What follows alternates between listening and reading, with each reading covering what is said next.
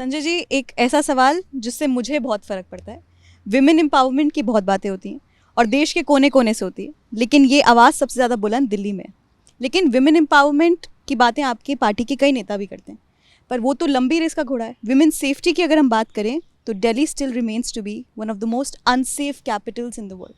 आप इतने सालों से सांसद हैं सर, आगे क्या विमेन सेफ्टी के लिए आप लोग क्या करेंगे, सब जानना चाहते हैं बात। देखिए, बहुत अच्छा सवाल आपने पूछा और इस बात की पीड़ा भी है हमारे मन में।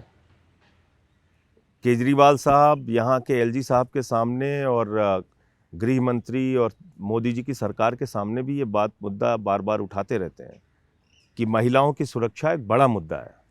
आपने कहा कि ऐसी राजधानी है दुनिया की दिल्ली जो महिलाओं के लिए सबसे ज़्यादा असुरक्षित है, लेकिन आपको ये भी मानना चाहिए कि जो काम हमारे बस में है उसको हमने करके दिखाया है या नहीं दिखाया है। अगर आप दुनिया के ऐसे देशों को चुनेंगी और उनकी राजधानियों को चुनेंगी जहाँ पे सबसे ज़्यादा सीसीटीवी कैमरे का नेटवर्क बिछाया गया, तो वो भी दिल्ली है जो केजरीवाल जी के हाथ में है।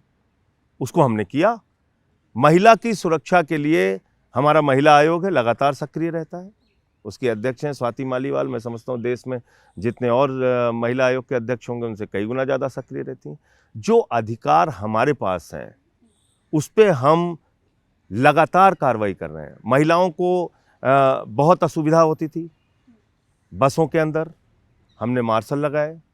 हमने महिलाओं के लिए, बेटियों के लिए उस दर्द को कोई नहीं समझा। मुख्यमंत्री केजरीवाल जी ने समझा कि जो एक गरीब आदमी है वो अपनी बच्ची को अगर पढ़ाना चाहता है, कॉलेज में उसकी बेटी जाती है, रोज़ 100-150 रुपये उसको किराए का देना पड़ता था।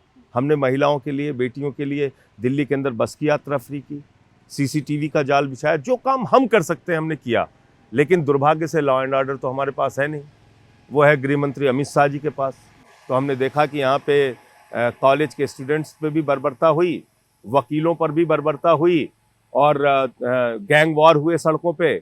यहाँ दंगा भी हुआ, यहाँ इस दिल्ली के अंदर कोर्ट के अंदर गोलियां चली। तो ये सब हमने देखा, हम स्वीकार कर रहे हैं। एक उदाहरण तो मैंने भी देखा, हम आवाज उठा सकते हैं। एक उदाहरण मैंने भी देखा कि माननीय सांसद जी का यहाँ आवास है और यहाँ दो लड़के खड़े होकर बढ़िया फूफू फूफू कर रहे थे।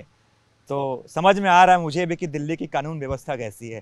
तो यहाँ तो ये लॉ एंड ऑर्डर फिर वही बात आ जाएगी। नॉर्थ एवेन्यू का थाना है तो